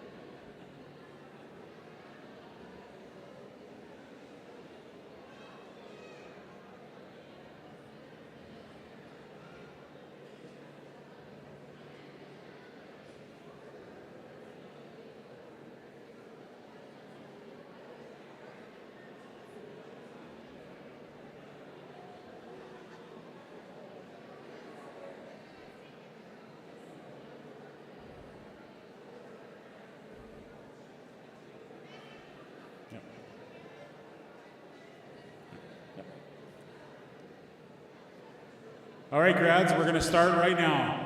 Grab your parent, get on the dance floor. The first dance is about to begin. Days come easy and the moments pass slow, and each road leads you where you want to go. And if you're faced with a choice and you have to choose, I hope you choose the one that means the most to you. And if one door opens to another door closed, I hope you keep on walking till you find the window. If it's cold outside, show the world the warmth of your smile. But more than anything,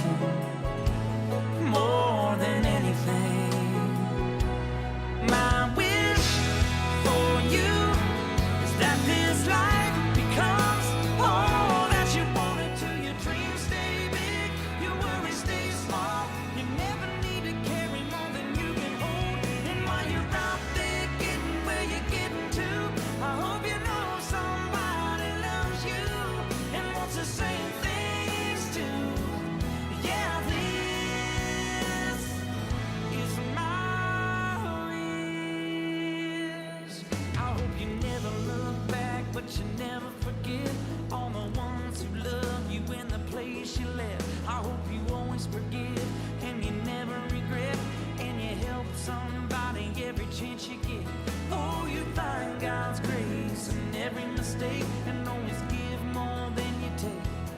But more than anything, yeah, more than anything, my wish for you is that this life becomes all that you want it to. Your dreams stay big, your worries stay small. You never need to carry more than you can hold. And while you're out there getting where you're getting to, I hope you know somebody loves you and wants the same things too. Yeah, this is my wish. Let's give him a great round of applause.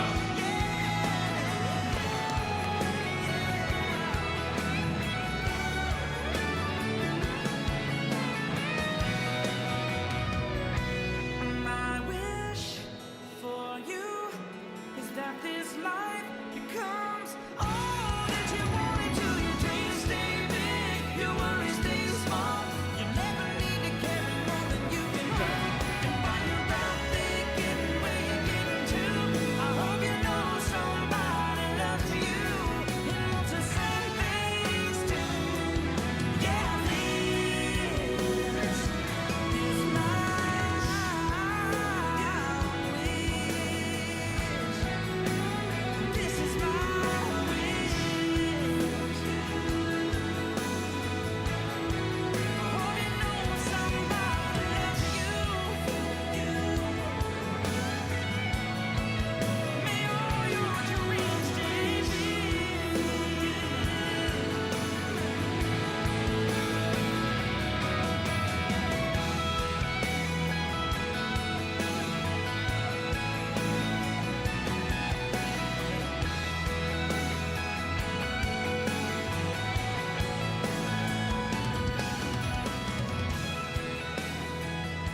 Great job, graduates. Now grab your other parent or family member of your choice. Second dance is for you.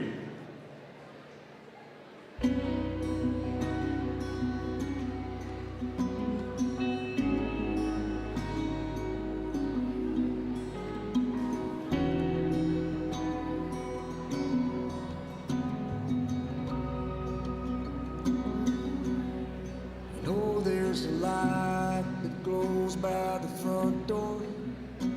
Don't forget the keys under the mat.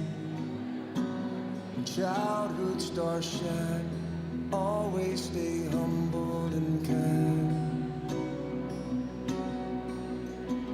Go to church 'cause your mama says to. Visit grandpa every chance that you can. Won't be wasted time.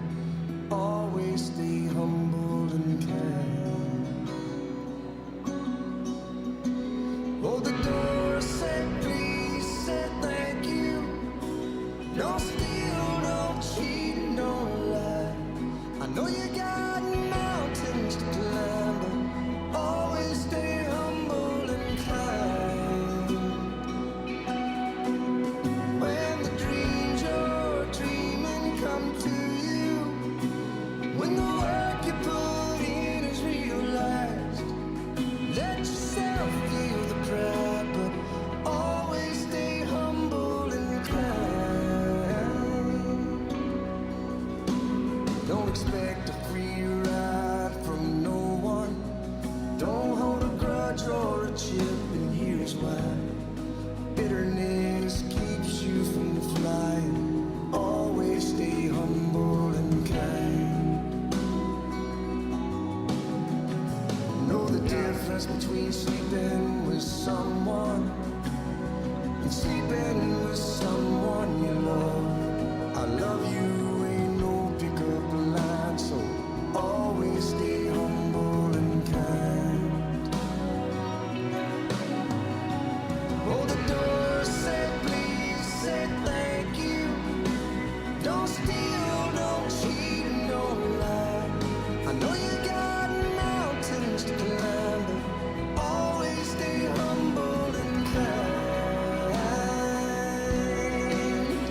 When those dreams you're dreaming come to you, when the work you put in is realized, let yourself feel the pride, but always stay humble and kind.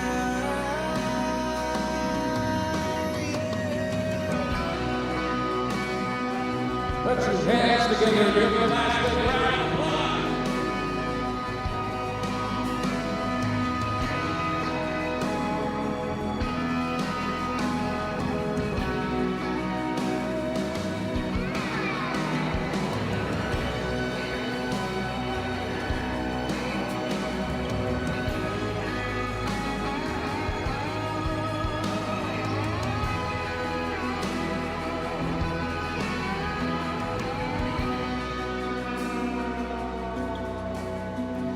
When it's hot, eat a root beer popsicle. Shut off the AC and roll the windows down. Let that summer sun shine. Always stay humble and kind.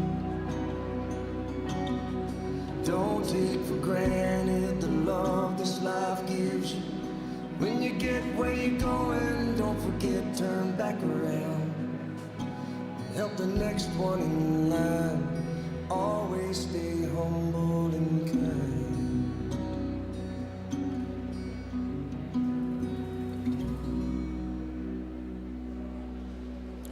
Great job out there, grads.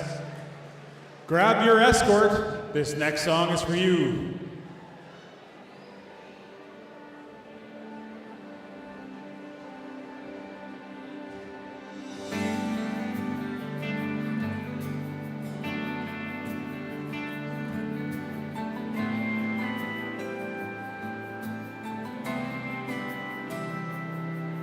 Going through my closet the other day, found an old yearbook, flipped right to the page of that senior trip. Down there on that Panama Strip, We all started yelling when we smelled the beach. Couldn't wait to try our fake IDs. We only had a few days and a whole lot of memories to make. Oh man, we were living, didn't waste one minute. We talked and drank and danced and said goodbye. We laughed until we cried.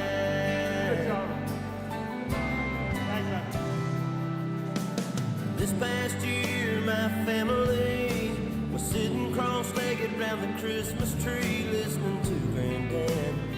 We all knew it'd probably be his last. He was cracking jokes and we were taking turns, telling stories about fishing or lessons learned out on the porch with him. We all felt like kids again. Oh man, we were living, sitting there reminiscing. We sang and talked and traveled back in time. We laughed until we cried.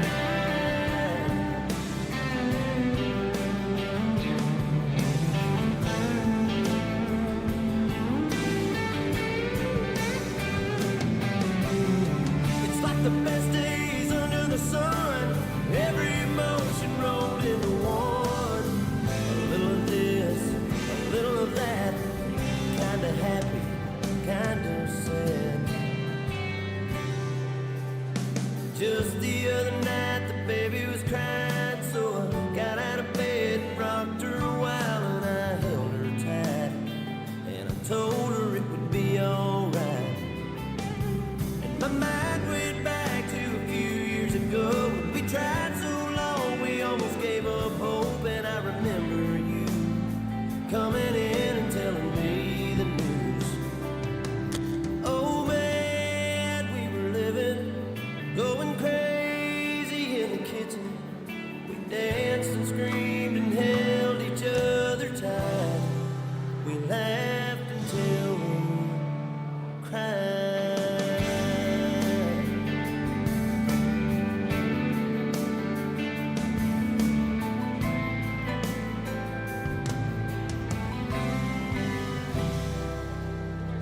Another round of applause for your 2025 Carpenter High School graduates. There still will be a dance, and there's a family, some family time and a photo booth, so enjoy everything they have to offer. Be well, be safe, and remember, you still have school on Monday.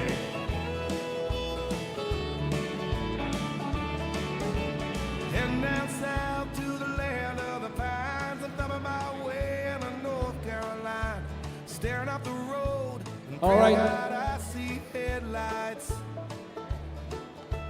All right, we're going to start drawing for the prizes right away, and want to remind everyone that you have to be here to win.